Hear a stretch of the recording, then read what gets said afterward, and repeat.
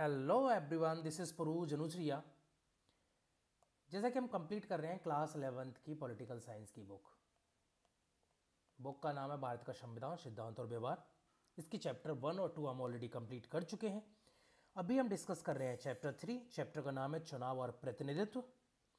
इसमें हम समानुपातिक प्रतिनिधित्व का डिस्कस कर चुके हैं कि समानुपातिक प्रतिनिधित्व जो होता है वो किस तरीके से होता है, और हमने इन दो टेबलों को, इजराइल में जो समानुपातिक प्रतिनिधित्व होता है उसके बारे में, एंड दूसरा एक टेबल है सर्वाधिक वोट पाने वालों की जीत और समानुपातिक प्रतिनिधित्व, इसके बारे तक हम डिस्कस कर चुके थे। आज हम डिस्कस करने वाले हैं राज्यसभा के चुनावों में समानुपातिक प्रतिनिधित्व की प्रणाली।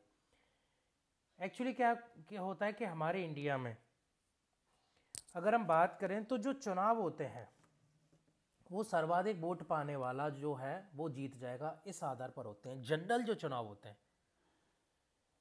लेकिन अगर राज्यसभा के चुनावों की बात करें तो राज्यसभा में ऐसे चुनाव नहीं होते। पहली बात तो हम डायरेक्टली चुनाव कर नहीं सकते। जो राज्यसभा है, जो लोकसभा है, वहीं से ही जाएंगे।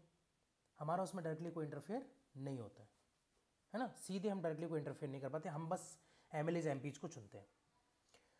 अब जितनी पार्टी को जितने वोट मिले हैं उसी के रेशियो में संविधान का प्रावधान है कि राज्यसभा में सीटें दे दी जाएंगी। तो ये जो होता है वो समानुपातिक प्रतिनिधित्व होता है, यानी समान अनुपात में जितनी पार्टी के पास सीटें हैं उसी अनुपात में उनको रिप्रेजेंटेशन या प्रतिनिधित्व दे दिया जाएगा। क्लियर है? चलिए स्टार्ट करते हैं। ये है क्या, हम एकदम डिटेल से समझते हैं। राज्यसभा में किस तरीके से होता है उसके बारे में भी डिस्कस करते हैं। कौन सा कलर लें? कलर चेंज करते हैं। आज बहुत दिन से एक ही कलर हम यूज़ कर रहे हैं। नो, ठीक है, ये कलर बहुत दिन हो गए, इस पर ये यूज़ किया जाए। समानुपातिक प्रतिनिधित्व का एक तीसरा स्वरूप हमें भारत में राज्यसभा चुनावों में दिखने को मिलता है।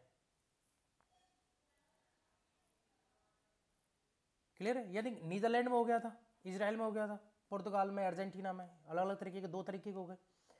हमारे भारत में भी मिलता है एक तीसरा स्वरूप, जो कहां मिलता है? राज्यसभा चुनावों में देखने को मिलता है। इसे एकल संक्रमणीय मत प्रणाली कहा जाता है। इसे कौन सी प्रणाली कहा जाएगा? एकल संक्रमणीय मत प्रणाली। प्रत्येक राज्य को राज्यसभा में सीटों का निश्चित कोटा प्राप्त है। प्रत्येक राज्य के साथ फिक्स है। आई थिंक राजस्थान से 10 या 12 सीटें जाती हैं। 12 सीटें जाती है आई थिंक, है ना? मुझे ध्यान नहीं है प्रॉपर इतना। तो हर स्टेट के साथ फिक्स है कि इस स्टेट से इतनी सारी सीटें जाएंगी। राज्यों को विधानसभा के सदस्यों द्वारा इन सीटों के लिए चुनाव किया जाता है। यानी जो राज्य की जो विधानसभा है वो करेंगे, जो एमएलएज है ना, विधानसभा के जो सदस्य, यानी कि हमने क्या चुन के भेजा? एमएलएज। अब ये एमएलएज वोट करेंगे तो इनडायरेक्ट चुनाव हो गया ना। इसमें राज्य के विधायक ही मतदाता होते हैं। यानी कौन वोट देगा?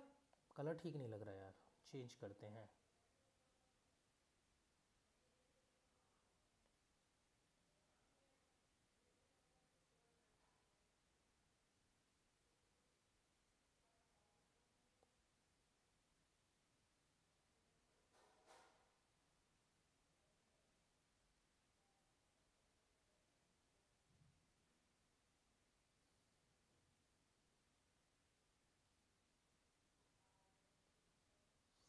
यार पता नहीं, ठीक है, कोई सा भी कलर रख लेते हैं।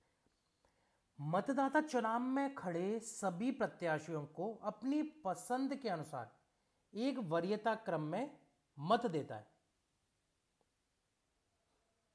यानी मतदाता, यानी कि जो वोट देने वाले एमएलए वगैरह जो होते हैं, चुनाव में खड़े सभी प्रत्याशियों को अपनी पसंद के अनुसार एक वरीयता क्रम में मत देता है। जीतने के लिए किसी प्रत्याशी को मतों का एक कोटा प्राप्त करना पड़ता है। भाई अगर किसी प्रत्याशी को जीतना है तो क्या करना? मतों का एक कोटा प्राप्त करना होगा। कहीं ये ग्रुप जो है मुझे दे रहा है, जो निम्नलिखित फॉर्मूले के आधार पर निकाला जाता है। तो किस आधार पर निकालेंगे? कुल मतदान कितने हुए? कुल विजयी उम्मीदवार कितने हुए? +1, इसका होल +1 हो जाएगा। उदाहरण के लिए यदि राजस्थान के 200 विधायकों को राज्यसभा के लिए 4 सदस्य चुनने हैं तो विजयी उम्मीदवार को कैसे देंगे? 200/4 +1 +1, तो 200/5 +1, तो 40 +1 यानी 41 वोटों की जरूरत पड़ेगी। तो एक पर्टिकुलर कोटा होना चाहिए जो जीतेगा उसके लिए। तो विजयी उम्मीदवार के लिए क्या होता है कि कुल मतदान कितने? राजस्थान में 200 विधानसभा सीटें हैं, कितने कैंडिडेट चुने जाने हैं? तो 4 कैंडिडेट चुने जाने हैं, तो 200/4 +1, उसका होल +1 की जरूरत पड़ेगी। +1 यानी कि एक ज्यादा, +1 करने से यानी वोट तो इतने की, +1 कितना? एक ज्यादा चाहिए। पर जब मतगणना होती है तब उम्मीदवारों को प्राप्त प्रथम वरीयता वोट गिना जाता है। यानी जब मतगणना होगी तो क्या होगा? उम्मीदवारों को जो प्राप्त प्रथम वरीयता वोट होंगे वो गिने जाएंगे।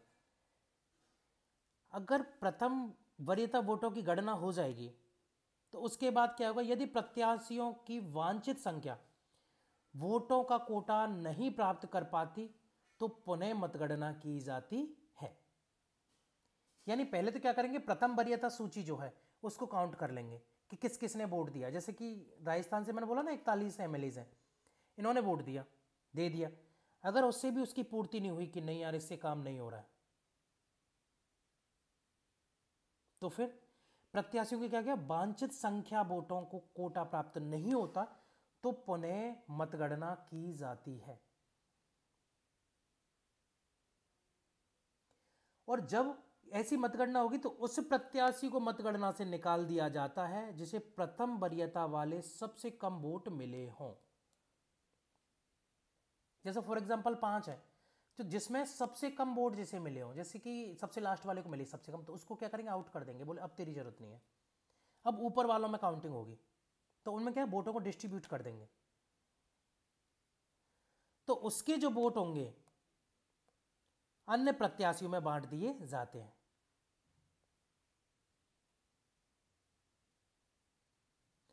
ऐसा करने में प्रत्येक मत पत्र पर अंकित द्वितीय वरीयता वाले प्रत्याशी को वह मत हस्तांतरित कर दिया जाता है। यानी द्वितीय वरीयता वाले प्रत्याशी को अब वो मत हस्तांतरित कर दिए जाएंगे। इस प्रोसेस को कब तक जारी रखेंगे? इस प्रोसेस को जब तक जारी रखा जाता है जब तक वांछित संख्या के बराबर प्रत्याशियों को विजयी घोषित नहीं कर दिया जाता। क्लियर है? अरे भाई, वोटों की काउंटिंग करेंगे तो क्या करेंगे? प्रथम वरीयता वाले वोट गिने जाएंगे।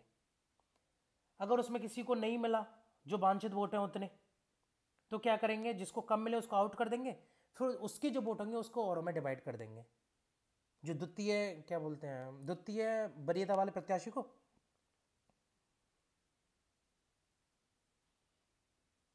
और उसके बाद फिर काउंटिंग करेंगे, फिर भी नहीं मिल रहे हैं तो फिर दोबारा से फिर जिसको कम मिले हैं उसको हटा देंगे, सबसे कम मिले फिर दोबारा से उनको डिस्ट्रीब्यूट कर देंगे, तृतीय वरीयता सूची आ जाएगी।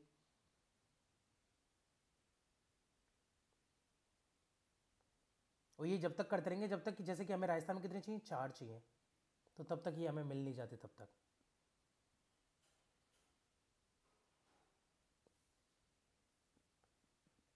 क्लियर है?